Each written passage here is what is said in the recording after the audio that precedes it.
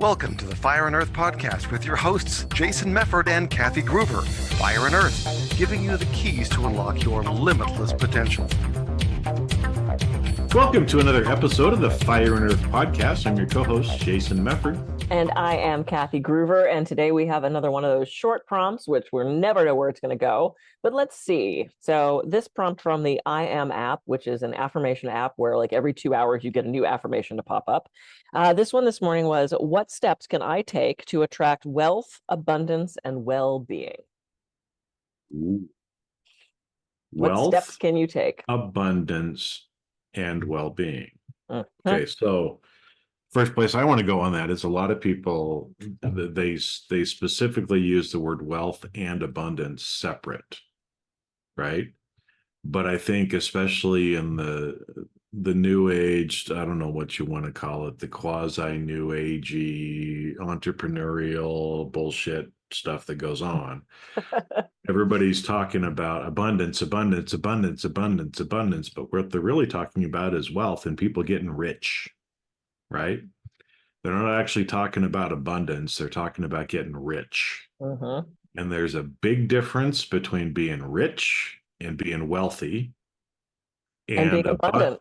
And abundance is much more than having money. Absolutely. So, yeah. Yeah, and I love that you brought that up because I think that's what people think of, right? And I don't know if you remember, it's so long ago now, I think probably 20 plus years, the book The Secret and the movie that was made The Secret. It was all about attracting the car, attracting the house, attracting the job, attracting the perfect spouse. And it's like, that's not what the law of attraction is about. It's not about you get the new Lamborghini. It can be, but that was the big complaint about that film, is it just all focused on this material stuff. And there's so much more that we can attract into our lives. So interesting. So you wanted to separate those two things. The first thing it triggered in me is space and allowing space. Because I think so often we want to attract the stuff to us, but we don't allow the space for it. We don't know what we truly want. And two, we don't make space to let that thing into our lives. So many of my clients, they want to meet a nice guy and they want to start dating, but they're working 24/7. They don't leave the house. They don't want to get on the apps. Well, but then do you really want that thing? If you're not allowing space for that to come to you, how do you think it's going to get there? If you want to meet the person of your dreams, but you never leave the house, it could be the UPS guy. They look great in the shorts, but you actually have to get out of the house and go allow space and opportunity for those things to grow. So I like what you said about defining, I'm going to bottom line it if this works, is like, what are you trying to attract? What do you want in that abundance and that wealth and that prosperity? And I'm going to say, well, then allow space for it. Well, and I think, and two, it's, we can use the spouse or the partner example, because this happens all the time too, is people, and again, like I said, The Secret and other things like that, people on the internet that are similar to that, they make it seem like you go and you sit down on the couch and you're eating ice cream and you're just thinking about the Lamborghini and you walk out your door and it's sitting in your driveway. Oh, does that work? No, it doesn't work. Oh. It doesn't work that way. But especially with relationships is, the whole irony, and it kind of goes along with your creating space. But, if you want the perfect spouse or the perfect partner and you think about what that person is like, you don't have to go find them, but you need to be the kind of person who your perfect partner would want to be with. Very nice idea. Yes. Okay.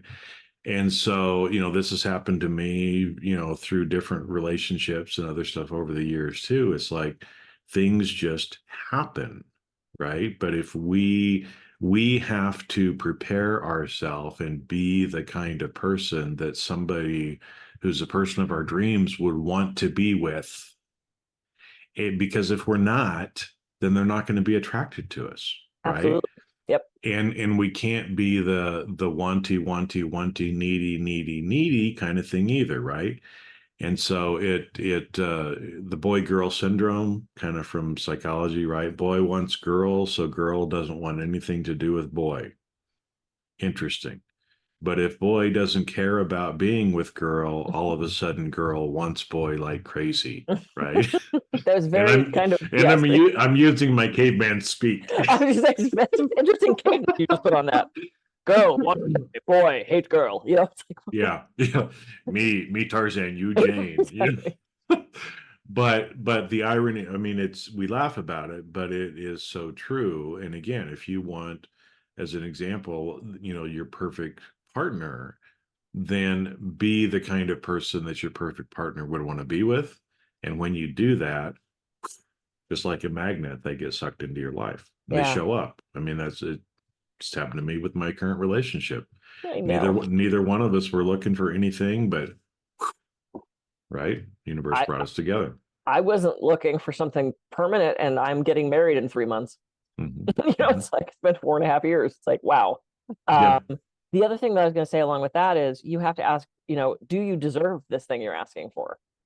And I think there's this huge amount of self-sabotage of, do you deserve to be unconditionally loved? Do you deserve to have prosperity? Do you deserve to have that health in that way that you're wanting it to attract to you? And I've had so many clients say they want that thing, and then upon further digging, they don't believe they deserve it. And that's why Hmm. it's coming to them. I've had at least 2 or 3 clients in the last 5 or 6 months that I'm doing executive coaching with talk about respect.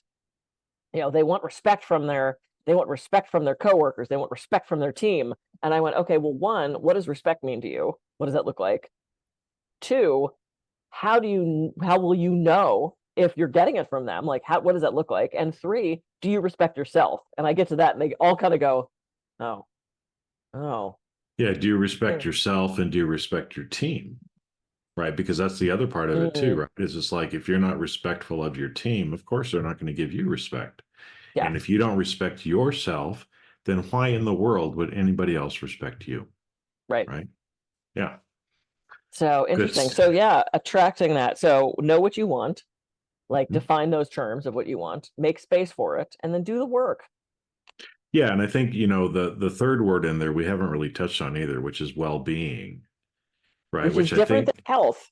it's different than health. It's different than well, and so I think it's one of those words too that maybe we should spend just a minute or so on of what well-being is, right? And Mm. kind of from a psychology perspective, happiness, right? Everybody's like, oh, I want to be happy. I want to be happy. I want to What be does that happy. mean? I want to be happy, I hate that word. right? Yeah, well, but everybody says it, right? I just want to be happy. But but psychology usually kind of defines happiness as subjective well-being, right? So, what is well-being? Well, it's being well, right? It's embodying Mm. a place of wellness. And for each person, that's different, right? I mean, for I, one person, yep. you might be happy if you make $50,000 a year. Another person is happy if they make $1 million a year, right? Because it's subjective to the person. Yep. Some people may be completely happy, just sitting and looking at a tree Mm. and not doing anything else and just, being happy, connecting with nature, right? Content. Content. And so some of the other words that often kind of go along with well-being is yes, happy, but again, happy sometimes is superficial and people don't use the term maybe the way they should. But what about some other words like joy, peace, calm, Hmm. right? Those are some words I think also that kind of go along with well-being. And the one thing that really kind of hit me is I'm much more aware and conscious of the words that I'm using and the things that Mm. I'm saying so I can be more impeccable with my word. Ooh, nice. But Hmm. there's a word in English called enjoy. Oh, I'm enjoying this ice cream, Yep. right? And we don't think about it, but what is that word? Enjoy. So are we really enjoying and being in a state of well-being when we use that word? Because we should be, Hmm. right? If I'm eating that ice cream and I'm just savoring the sweetness and the creaminess and the flavor of it, then okay, I'm probably in joy, in joy, right? Mhm. As I'm sitting there on my porch watching the hummingbirds come, right? I'm in joy because guess what? Hummingbirds also bring joy, right? That's their animal medicine is joy, right? So, to me, again, it's one of those. Well-being is if we can get to a state of being in a state of being in well-being all the time, everything is perfect in our life. We want Yeah, for nothing. We want for nothing. And that's our high vibratory status, right? And so I love again, it. I think when people think about vibration and frequency, they think, well, the higher you get, you're like, woo, amped up. Well, no, actually, when you actually reach states of enlightenment and peace and joy, your vibration is very high, but your body seems very peaceful and calm. Yeah, And that's kind of the ultimate state to me of well-being. So I love it. I can't say that any better. Because like I was starting to think like, well, well-being, like I don't normally use the word well-being. How would I define that? And then you just said all this and I went, that's how I would define that. So yeah, that's oh great. well, there we go, right? I love that you brought up the impeccable with your word, because is that the Buddhist tenets, or is that Well, the that was the the terms with that your in the four? Ruiz, or Don Miguel Ruiz used in the Four Agreements, right? And it's an old shamanic tradition of being impeccable with your word, right? Because our words are spells. And so if I tell myself certain things, if I tell you certain things, if I use certain words, even like the word sorrow, right? Oh, Mm, I'm sorry for that. Well, the word sorry is a root of the word sorrow. And so I don't want to feel the emotion of sorrow, interesting. right? So now I choose to say, I apologize for that, but I'm not going to go to a place of feeling sorrow for Mm, what I did because that's a very low vibration frequency. yeah, yeah, And so but again, it's a lot of these words that we use all the time and we don't actually realize what we're saying. So I'm just becoming more aware of that. yeah. And I love yeah, it. that the word enjoy just really hit me hard this last week. Yeah. Are you in joy? Yeah, and just to go back to the well-being, notice how it's well-being and not well-doing, Exactly. coming from the triple Capricorn doer. It is, and it's interesting. I normally sit down on January 1st and I write out my list of things I want to accomplish. My weight goal, my money goal, my how many books I'm going to write, how many clients I'm going to see, how many states I'm going to get to. And I did not write jack shit. Didn't write it down. No new. Oh, you didn't write anything down this year? Didn't write anything down this year. First year in probably 20 years, I didn't sit down and very diligently, Capricorn brain, write down my list of didn't do it. Didn't write a damn thing. And I realized I want to make this year about being, not doing. Is there stuff to do? Absolutely. I'm in the midst of, 300 crazy things, including planning a very big wedding.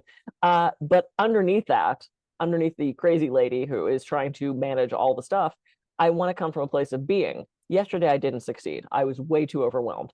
Today, though, I feel pretty damn good. And it's a moment to moment choice. And am I going to beat myself up because I was so stressed yesterday? I can.